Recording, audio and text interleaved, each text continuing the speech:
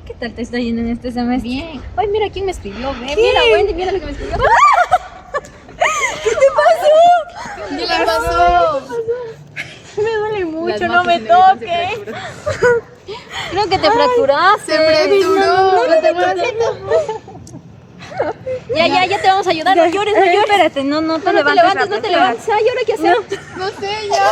¿Qué vamos a hacer, enfermeros? ¿Qué hay que hacer? Mejor voy a llamar a alguien. En un momento cotidiano, todo puede cambiar. Una caída, un grito, una preocupación y una fractura.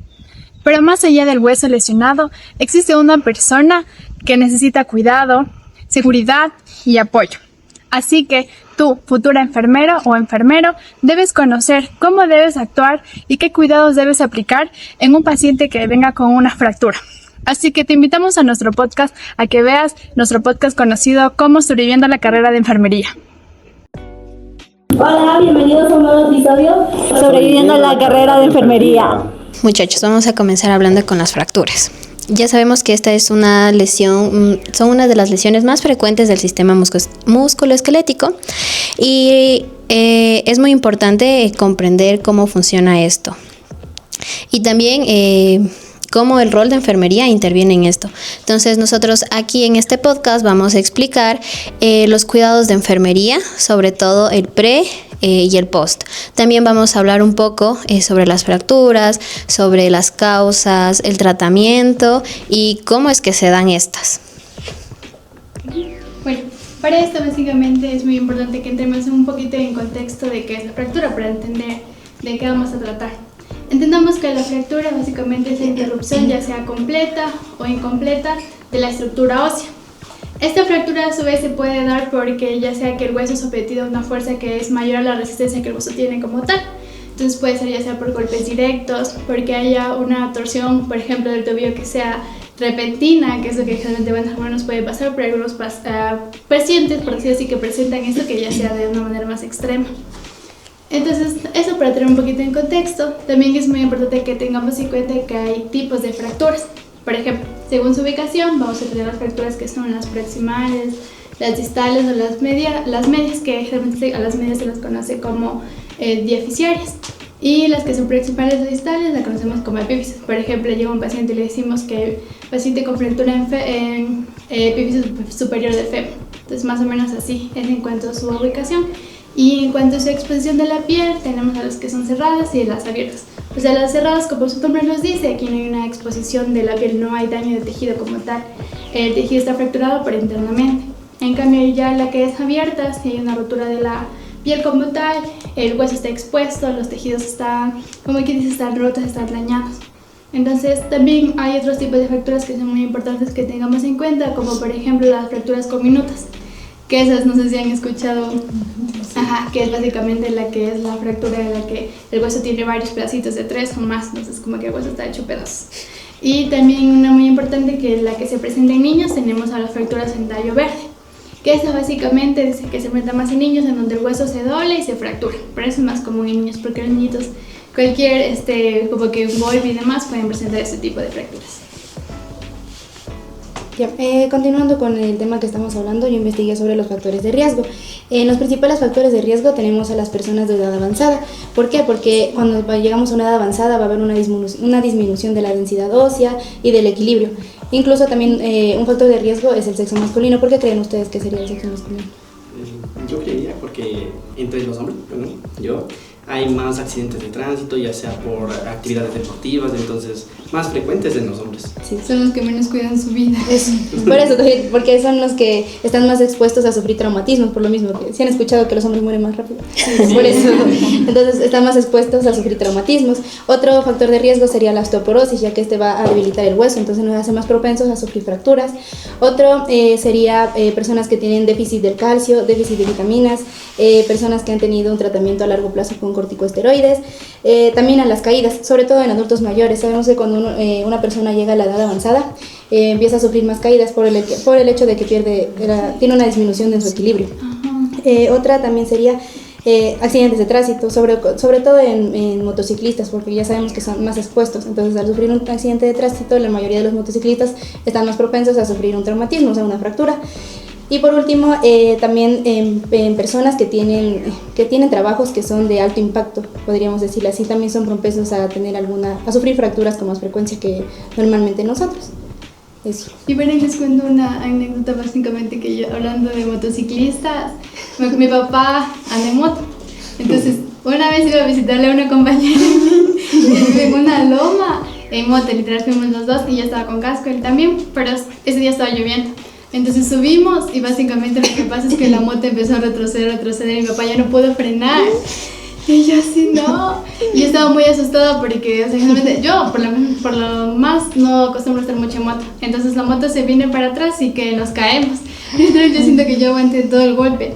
Y o sea, no fue como que íbamos con fuerza, ni con velocidad, ni nada por el estilo, pero aún así cuando me caí de lado, me dolían horrible todos los cuerpos, las caderas, o sea, fue fatal. Imagínense, solo eso sin fuerza, sin ir con velocidad, pero aquellos que sí van con velocidad en ese aspecto. Otro aspecto que también me olvidé de mencionarles es el consumo de tabaco y el consumo de alcohol, ya que el consumir tabaco y el consumir alcohol va a afectar a la remodelación ósea, entonces también nos hace más propensos a sufrir fracturas. Sí tiene razón, yo sé que cuando uno, yo no ando de moto, no sé, pero es como que están más expuestos, o sea, en carro también, en accidentes de tránsito en sí, ajá, pero como los motociclistas van más expuestos a los choques y al contacto, al impacto, cuando tienen un choque, es más propenso que sufran fracturas. Síntesis sobre lo que es la fisiopatología. Entonces, la fisiopatología de la fractura se refiere tanto en cómo ocurre en el cuerpo cuando el hueso se rompe y cómo éste intenta repararse. Esto, cuando sucede la fractura, no solo se daña el hueso, sino también se daña lo que es el tejido blando y también hay ruptura de los vasos sanguíneos. Como sabemos que esto también, el organismo cuando se forma un hematoma, esto va a producir que se haga la acumulación de sangre. Entonces, esto al acumularse la sangre en la fractura, va a haber que ayuda en el proceso, también nos va a poder ayudar en el proceso de lo que es la curación. También después de esto va a aparecer lo que es la inflamación, también va a aparecer el hinchazón y también va a aparecer el enrojecimiento y también el aumento de la temperatura en la superficie de lo que es la piel. Ya, entonces con el tiempo esto va a hacer que empiece a formarse un tejido nuevo que se llama más conocido como callo óseo. Entonces, esto va a hacer que se unan los huesos y finalmente el hueso se va a poder fortalecer y se va a poder remodelar y recuperar de forma funcional. Entonces, ¿cómo serían aquí los signos y síntomas? Los signos y síntomas que aquí se encuentran puede ser como los hematomas, también puede ser va a tener también un dolor intenso y localizado, también va a sufrir lo que son edemas, también lo que son alteraciones en la piel, porque el momento que se nos caemos, pues nos va a causar como que una caída y se nos va a abrir, ¿ya? Entonces ahí no va a haber como problemas en la piel, ¿ya? También decíamos que también la sensibilidad, vamos a tener más sensibilidad en la parte de ahí, porque como tú dices que hace una caída así mismo, en estos síntomas, ¿qué nomás tú podías encontrar ahí? Sin duda lo que presenta es dolor. También, por ejemplo, el de caminar, como que de cierta manera en ciertas posiciones aumentaba más el dolor. Ajá, como que se disminuyó la movilidad en el aspecto. Sí, esos son los síntomas más comunes que vamos a encontrar en este. Ahora los métodos de diagnóstico. Veamos aquí, tomar en cuenta como somos roles de la enfermería, tener el método de diagnóstico es la evaluación inicial, es como decir, vigilar los signos contraindicales, es decir, por ejemplo, el dolor, la deformación, la equimosis, el hematoma, pero también tenemos que tomar en cuenta lo que es aquí la parte de la rayos X también es una parte fundamental porque es el básico, el método oro esencial. También la tomografía computarizada, porque nos deja permitir buscar fracturas ya sean complicadas, ya sean por articulares. También tenemos lo que es la resonancia magnética, que nos deja permitir ver fracturas pero que están ocultas, pero también nos pueden permitir evaluar lo que son partes blandas, los ligamentos, los cartílagos. Pero también por último tenemos la gamografía, que también es conocida porque esta nos permite descartar si es que hay una sospecha de una fractura, ya sea por una sobrecarga o a su vez por una infección. De igual manera aquí el tratamiento es muy importante, tenemos tanto el tratamiento clínico como el tratamiento quirúrgico. ¿Alguna vez han escuchado cómo sería un tratamiento clínico? En el aspecto de tratar el dolor, creería yo. Ya, ese es uno de los primeros aspectos fundamentales. Primero es buscar como una reducción externa, es decir, por ejemplo, aquí es donde se alinea el hueso por un método manualmente, que es la contracción. Pero también tenemos la inmovilización, que obviamente esto es por yesos, por férulas o por la tracción, tanto esquelética como cutánea.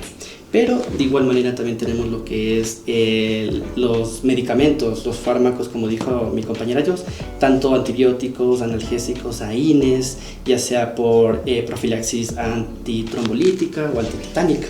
Y por último también tenemos el quirúrgico. Aquí tenemos dos, tanto el RAIF, que es la reabertura abierta, y la reducción externa, es decir, que aquí se hace una cirugía previa para fijar y alinear mediante instrumentos internos, por ejemplo, ya sea clavos, ya sea tornillos, esto para que nos puedan ayudar a fijar bien el hueso.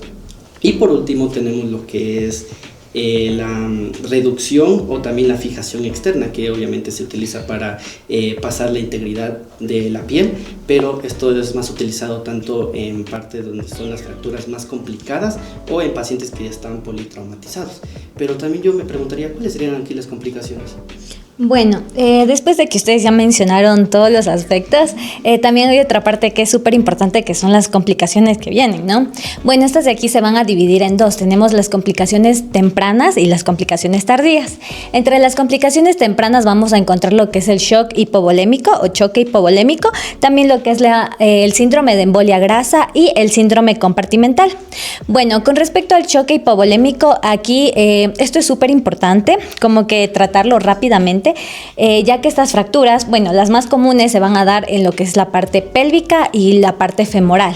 Esto de aquí va a ocasionar lo que es hemorragia, por lo cual hay que rápido actuar para poder como que detener y también ofrecer lo que es una inmovilización rápida. ¿Por qué? Porque al momento de que supongamos el hueso se sigue moviendo, sigue provocando lo que es la hemorragia. También aquí hay que colocar lo que son lo que son líquidos intravenosos para poder como que equilibrar esto.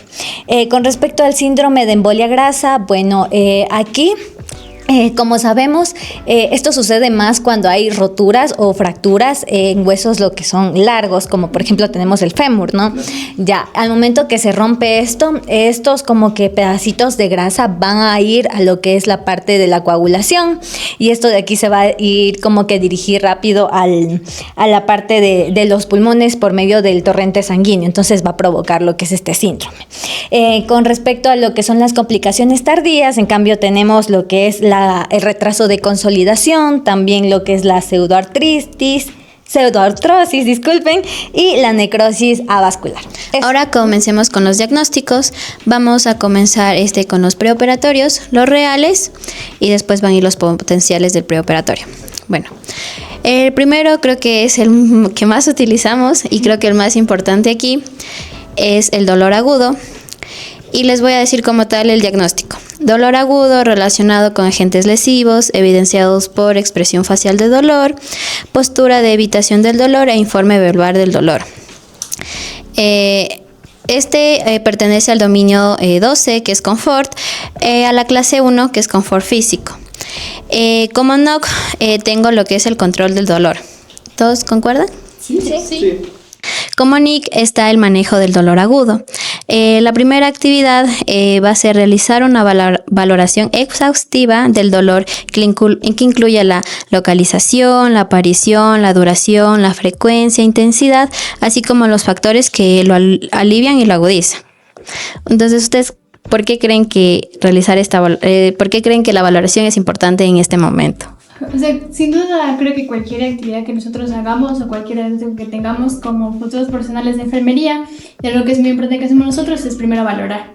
Entonces, en base a la valoración nosotros podemos elegir qué actividades y qué cuidados podemos hacer. Por ejemplo, si nuestro paciente lo valoramos y el paciente, o sea, el dolor es como que está leve, no vamos a aplicar medidas farmacológicas. Exactamente, lo que dice Jos. Es muy importante para poder así nosotros las intervenciones que vamos a hacer que sean directas. Entonces, como segunda actividad tenemos preguntar al paciente sobre el nivel del dolor que permita su comodidad y tratarlo apropiadamente, intentando mantenerlo en un nivel igual o inferior. Entonces, aquí es muy importante utilizar un instrumento de evaluación. En este caso, se puede utilizar la escala de EVA, que es la que nosotros... Ajá. Entonces, esta escala va del 0 a 10 y obviamente nosotros le preguntamos a nuestro paciente qué nivel de intensidad tiene de dolor y nosotros podemos verificar con esta escala. Y después, con esta escala, podemos hacer las intervenciones. Como tercera actividad tenemos asegurar de que el paciente reciba atención analgésica inmediatamente antes que el dolor se agrave. Entonces, como mencionó Jos, tenemos, después de haber hecho la valoración, nosotros tenemos que hacer la actividad dirigida. No vamos a utilizar medidas farmacológicas en caso de que el dolor un EVA sea de 2. Pero si tenemos un EVA, por ejemplo, de 8 o 9, sí o sí. Exactamente lo que dice Jos. Nuestra actividad tiene que ser dirigida. Entonces, en el caso de que el dolor sea un EVA de 8 o de 9, entonces nosotros vamos a aplicar lo que es los medicamentos, ya sean opioides, analgésicos, dependiendo del caso. Entonces, como cuarta actividad tenemos prevenir o controlar los efectos secundarios de los medicamentos. En este caso, pongamos un ejemplo. Nosotros administramos tramadol. Tenemos que tener en cuenta los efectos adversos que tiene. Sí, debemos tener muy en cuenta, por ejemplo, si en tal caso se administra un AINE, también debemos tener mucho en cuenta cuáles son los efectos adversos y demás.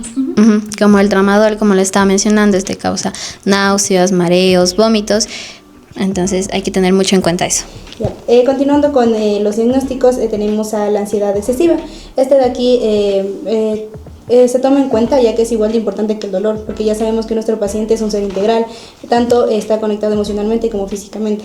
Entonces el diagnóstico sería con el dominio 9, que es el afrontamiento de la tolerancia al estrés, clase 2, y con el código 00400. Sería ansiedad excesiva relacionada con el dolor y un procedimiento invasivo evidenciado por preocupación y nerviosismo.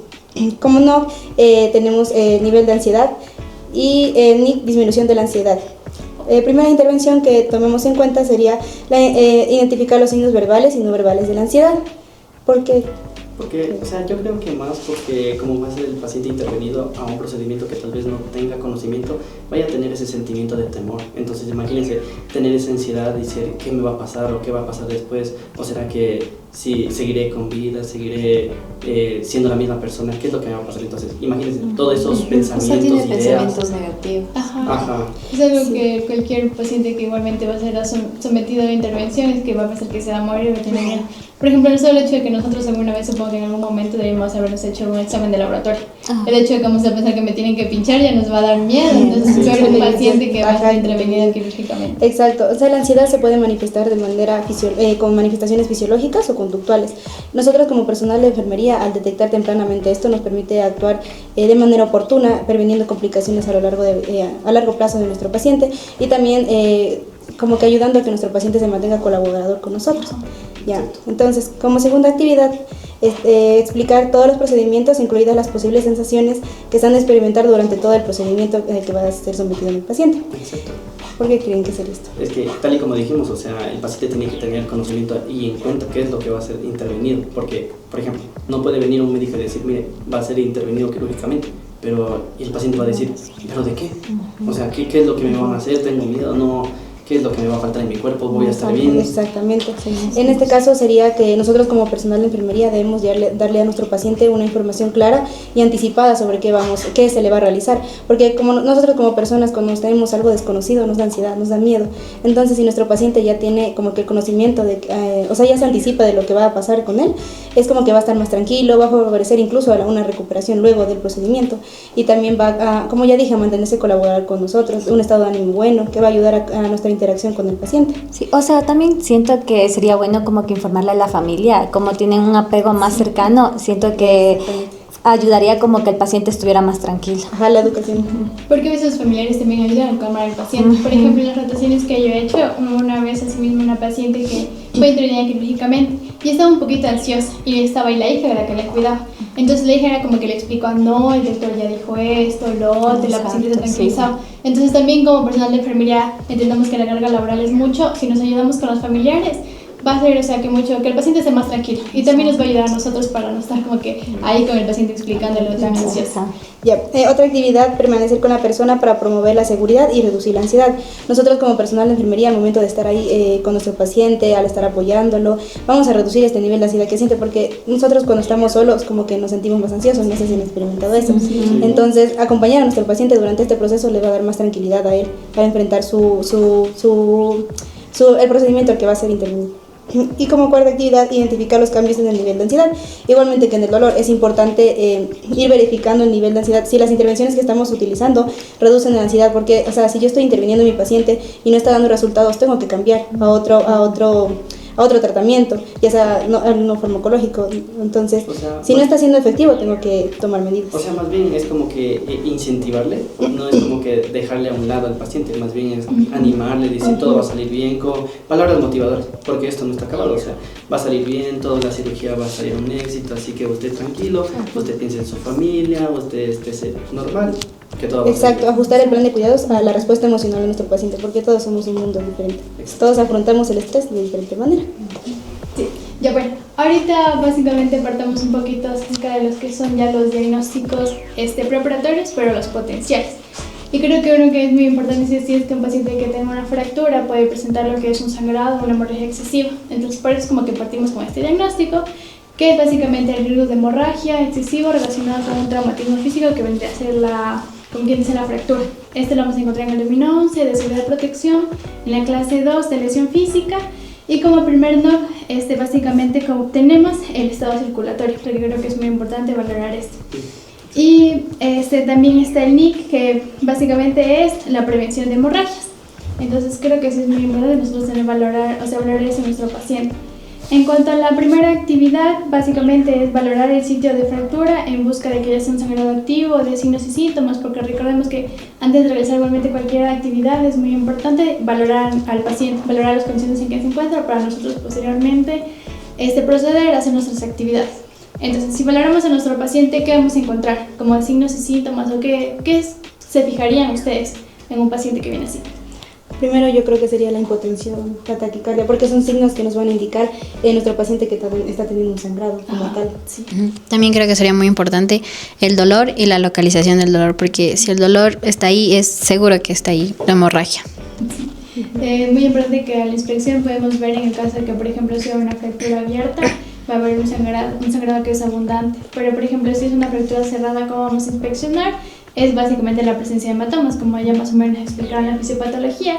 Vamos a encontrar que va a haber un hematoma, pero este hematoma va a ser como que muy progresivo, va a ser un hematoma ya bastante que se note mucho. Entonces podemos identificar que nuestro paciente puede tener, ya está con una hemorragia excesiva, entonces debemos actuar como tal. Otra actividad que es bastante importante, que nos va a ayudar a disminuir este riesgo de hemorragia de lo que llega a nuestro paciente con una fractura, es ayudar a inmovilizar la fractura como tal, o el miembro o la extremidad que está afectada. Esto se lo puede inmovilizar mediante férula, como ya nos mencionaron. Vamos a utilizar una férula e inmovilizar. Recordemos que si el paciente se mueve constantemente, va a ir lesionando, dañando todos los tejidos adyacentes como tal, los vasos sanguíneos, entonces va a aumentar el riesgo de hemorragia como tal. Entonces tenemos que tener muy en cuenta que también es una actividad muy importante. Otra también que sí debemos valorar es los valores de laboratorio. Por ejemplo, en el caso de la hemoglobina o el hematocrito, creo que sin duda son muy importantes porque eso nos van a indicar si hay como que sangrado o pérdida de sangrado o una hemorragia. Y recordemos que si el paciente también está perdiendo sangre, está con hemorragia como tal, van a disminuir las cantidades de oxígeno, y si no hay oxígeno, ¿qué puede hacer nuestro paciente? Un shock. Sí, puede haber un shock, no le puede llegar el oxígeno a los tejidos, entonces sí va a ser un poco complejo. Entonces de aquí parte nuestra siguiente actividad, que sin duda creo que es muy importante, que es lo del mantener un acceso intravenoso permeable. Sí, aquí creo que lo fundamental sería que cuando tengamos un acceso venoso esté con un catlón de alto calibre, eso quería decir. Y también que esté permeable la vida, sobre todo. Sí. O sea, imagínense que nuestro paciente se esté chocando con un shock hipovolémico, esté perdiendo demasiada sangre y no tenga un acceso venoso. O sea, si nosotros ya sabemos que nuestro paciente está con ese riesgo de sangrado, tenemos que tener en cuenta que se debe, vamos a administrar líquidos como tal. Entonces, si no está ese acceso intravenoso, ¿por dónde vamos a administrar? Vamos a perder tiempo entre ahí, recién quererle canalizar y demás. Entonces, recordemos que cuando tenemos un paciente así es muy importante el tiempo. Y de aquí parte la siguiente actividad, que es la de administrar hemoderivados, que es muy importante. Por ejemplo, ya sean las soluciones cristaloides o también los paquetes globulares. Recordemos que lo que pierde sangre está perdiendo hemoglobina, hematocrito, lo que transportan el oxígeno. Entonces, los paquetes globulares también nos van a ayudar a reponer esas cantidades de oxígeno que se está perdiendo nuestro paciente. Muy bien, muy buen diagnóstico. Ya. Continuando con otro diagnóstico que también es muy importante, otro potencial, tenemos riesgo de perfusión tisular periférica ineficaz relacionada con traumatismo, que es a los que está expuesto nuestro paciente, con el dominio 4, que es actividad y reposo, clase 4 y el código 00228. Perfusión tisular periférica, ¿están de acuerdo con eso? Sí. Y NIC, precauciones circulatorias. Como primera actividad que es importante, realizar una evaluación exhaustiva de la circulación periférica. ¿Qué creen que se valora?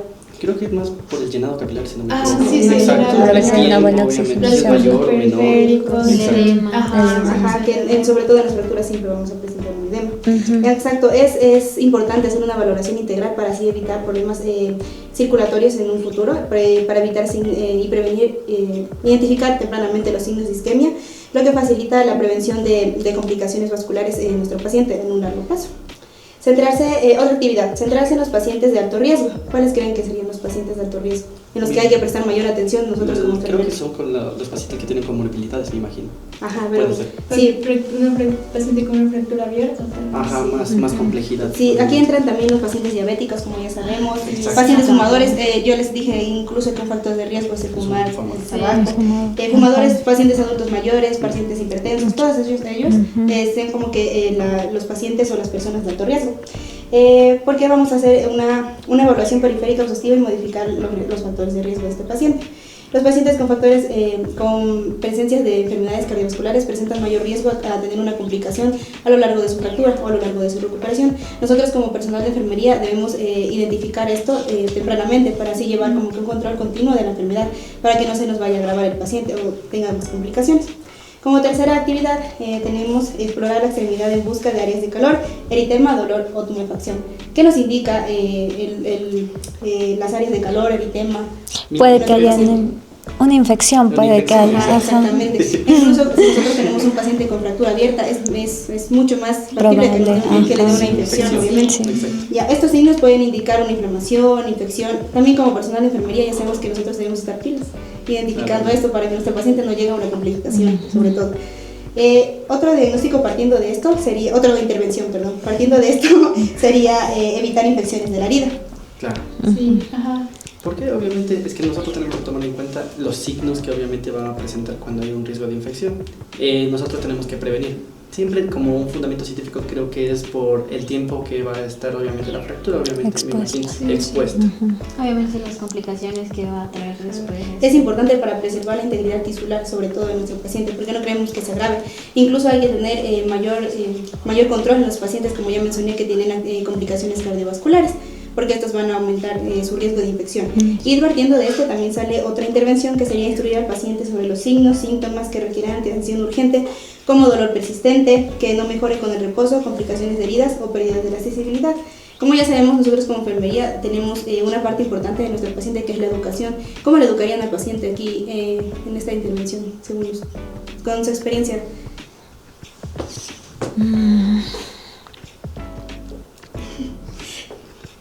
Yo creo que sería como educarle en cuanto a presencia de enrojecimiento, presencia de dolor, para así evitar infecciones. Es importante que nuestro paciente conozca sobre su patología, sobre su enfermedad, para que evite complicaciones a futuro. Sobre todo estas intervenciones tratan de tratar a nuestro paciente para evitar complicaciones en cuanto a la integridad tisular de nuestro paciente. Yeah. Ahora vamos a hablar acerca de los diagnósticos postoperatorios en la parte de los reales. Por ejemplo, tengo aquí uno que es en el dominio 4, actividad y reposo, y en la clase número 2, que es actividad y ejercicio. Es el código 00085, deterioro de la movilidad física relacionada con la resistencia al iniciar movimiento y alteración en la integridad de la estructura ósea, evidenciado por la disminución de la amplitud de los movimientos y el lentecimiento del movimiento. Como no tenemos movilidad y también tenemos mantenimiento del En el NIC tengo el favorecimiento del ejercicio. Como una de las actividades aquí es obtener la aprobación de un profesional sanitario para poner en marcha un plan de ejercicio según sea necesario. O sea, aquí es más bien tener la seguridad del paciente, fomentarle a un plan de cuidados tomando en cuenta la movilización, su recuperación. También tengo a animar al individuo a empezar y continuar con su proceso de recuperación, pero tomando en cuenta la movilización.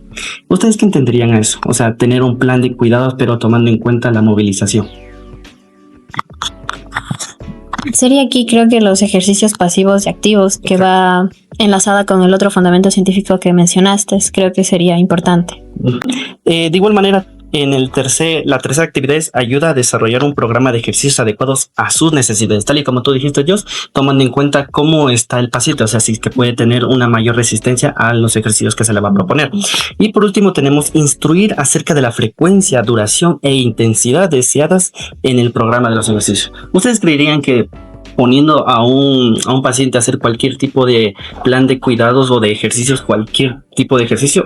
No, tenemos que tomar en cuenta si es que en su duración, en su resistencia, sea favorable para su proceso de movilización y de recuperación. Creo que hay que también ver qué tipo de paciente sea, porque tampoco nos vamos como que a incentivar a una como que movilización más rápida a un adulto mayor, ya que como que sabemos, o sea, no es la misma recuperación que una persona más A joven. continuación seguimos con lo que es en otro diagnóstico real, que está en el dominio 11, seguridad y protección, en la clase número 2, que es lesión física, que está con el código de 00046, que es el deterioro de la integridad tisular relacionado con procedimiento quirúrgico evidenciado por dolor agudo, hematoma y alteración en el color de la piel y temperatura.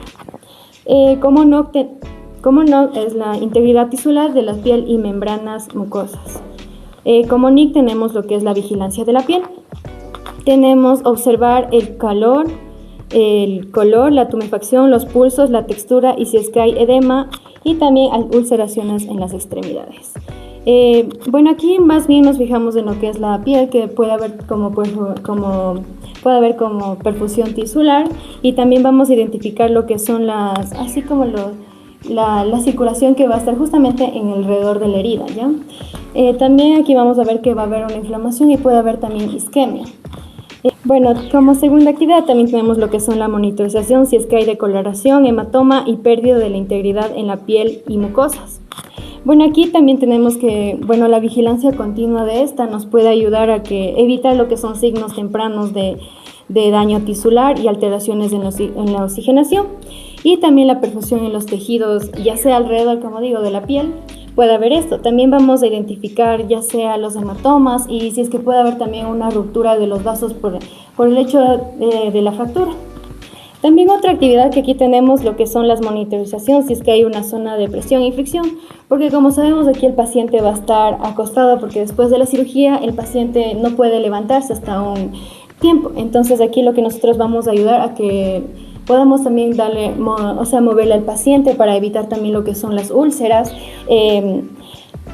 y también vamos a reducir el deterioro de la integridad. Como un confort al paciente. Exacto, vamos a darle un confort al paciente. Como otro diagnóstico también, pero aquí tomando en cuenta en la parte potencial ahora, es dominio 11, seguridad y protección, en la clase número 2, que es lesión física. Aquí es el código 00303, riesgos de caída en el adulto mayor relacionado con el deterioro de la movilidad física y personas en el postoperatorio temprano. ¿Cómo no? Tengo control del riesgo de caída. Y en el NIC, prevención de caídas. Primera actividad, identificar las características del ambiente que aumenten las posibilidades de caídas. Ustedes tomarían en cuenta, como nosotros estamos tomando en cuenta las prácticas, tenemos que tomar en cuenta que los factores de riesgo pueden involucrar a un efecto o evento, cuasi evento, a un paciente. También tenemos bloquear las ruedas de las sillas o camas o camillas en la transferencia. Al realizar la movilización o a su vez con la media sábana, cuando queremos pasarle a un paciente a una camilla, tenemos que tomar en cuenta que tiene que estar fija y segura. Colocar objetos al alcance de la mano.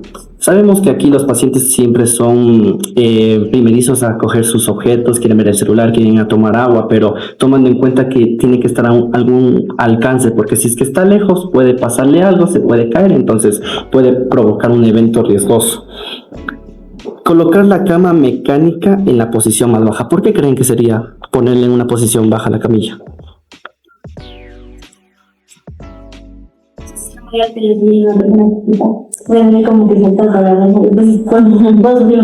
Exacto. Exacto. Y por último tenemos mantener las barandillas de la cama en posición elevada cuando el cuidador no esté presente. Como ustedes saben, los pacientes aquí en este momento, cuando no está el enfermero, el doctor o el auxiliar, saben bajar las barandillas, quieren irse a caminar, quieren irse, aunque sea, hay algunos pacientes que saben escaparse. Entonces es más bien fomentar a una protección segura, tomando en cuenta las barandillas. Nosotros eso tenemos tenido también una paciente en el postoperatorio que realmente estuvo intervenida por múltiples fracturas como tal.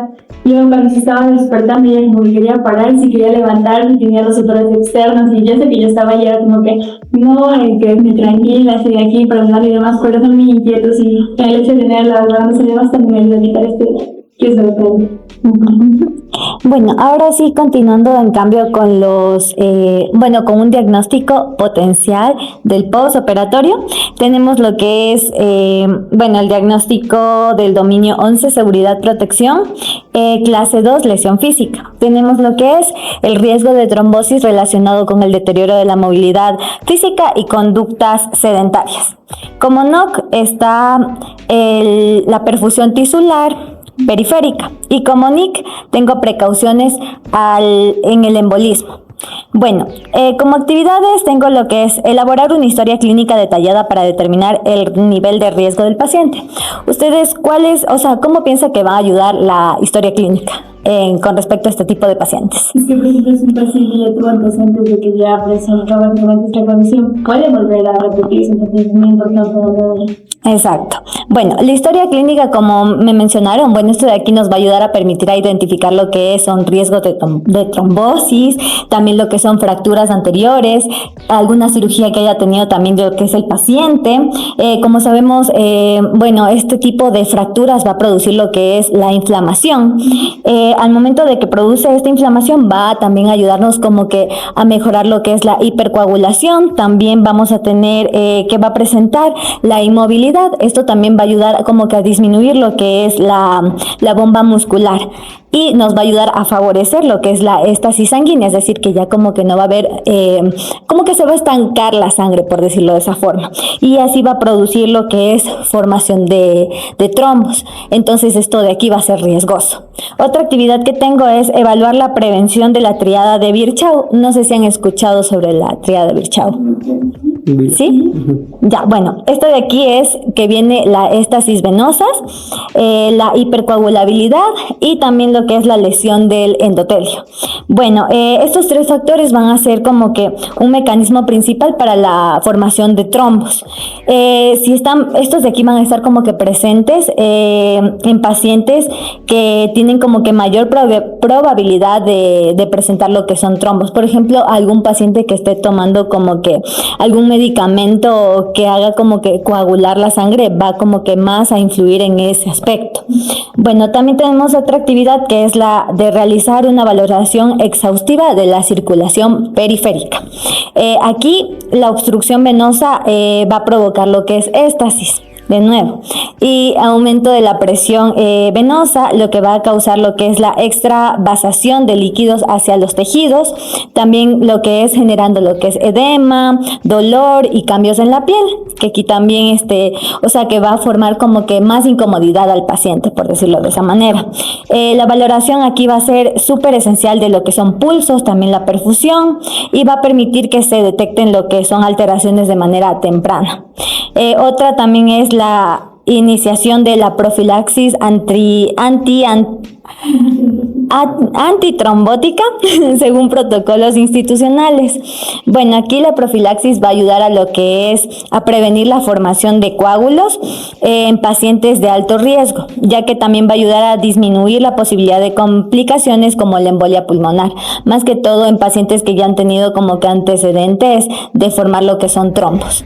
Bueno, antes de finalizar es importante mencionar que los cuidados como el manejo del dolor, la prevención de hemorragias, también sobre todo la prevención de trombosis, no se aplican únicamente en lo que es en el preoperatorio, sino que también se aplican estos cuidados que son muy fundamentales en el posoperatorio. Estos riesgos pueden lo que es mantenerse después de que la vigilancia y las intervenciones de enfermería deben por sí mismo continuar para garantizar una recuperación segura y sin complicaciones. Cuando hablamos, para finalizar ahora sí, como conclusión, cuando hablamos de lo que son fracturas, muchas veces pensamos únicamente en un hueso roto, ¿no? Pero en realidad estamos hablando de lo que es el dolor, de cambios repentinos en lo que ya viene su vida cotidiana, de su dependencia temporal y obviamente del proceso que puede generar miedo e incertidumbre. Te pregunto a ti, que nos estás escuchando, ¿te has puesto en el lugar de una persona que un día para otro pierde su movilidad? ¿O has pensado cómo influye el dolor constante en el estado emocional de un paciente o de una palabra de apoyo que puede como que ayudar a cambiar su actitud frente a esta recuperación, ¿no? Bueno, aquí es donde la enfermería en sí va a demostrar su verdadero valor. No solo se va a tratar de inmovilizar una fractura, o sea, una extremidad o de administrar medicamentos, sino que también se va a tratar de poder vigilar, de prevenir complicaciones, de educar, de acompañar y brindar esa seguridad en cada etapa, tanto antes como después de la cirugía. Cada valoración oportuna, cada intervención basada en lo que es la evidencia y cada gesto de empatía va a contribuir en una recuperación más segura y humana. ¿Por qué? Porque al final no cuidamos fracturas, sino lo que estamos es haciendo o brindando un adecuado cuidado a personas con historias, emociones, que tienen familias y necesidades. Entonces hoy te invitamos a reflexionar. ¿Estamos brindando un adecuado cuidado verdaderamente integral o estamos solo tratando una lesión? La esencia de la enfermería no solo está en marcar lo que es la diferencia, no solo en la salud, sino también en la parte física, también en la parte de la experiencia completa del paciente. Bueno, como dice Florence Nightingale, la enfermería es un arte y se va a realizar como un arte. Requiere una devoción tan exclusiva y una preparación tan rigurosa como la obra de cuidar cualquier pintor o escultor. Virginia Henderson señalaba que la función de la enfermería se trata de ayudar al individuo, tanto sano como enfermo, a cumplir las actividades que van a contribuir a su salud y a su recuperación. Como dijo Dorothea Oren, el objetivo de la enfermería es ayudar a las personas a satisfacer sus necesidades de autocuidado para mantener la vida y el bienestar. Lepau menciona, la enfermería es un proceso interpersonal terapéutico que funciona como una cooperación con otros procesos humanos. Jan Watson mencionó, el cuidado es la esencia de enfermería y el fundamento moral de la práctica profesional. Y como menciona Calista Roy, el objetivo de la enfermería es promover la adaptación del paciente para alcanzar un estado óptimo de salud.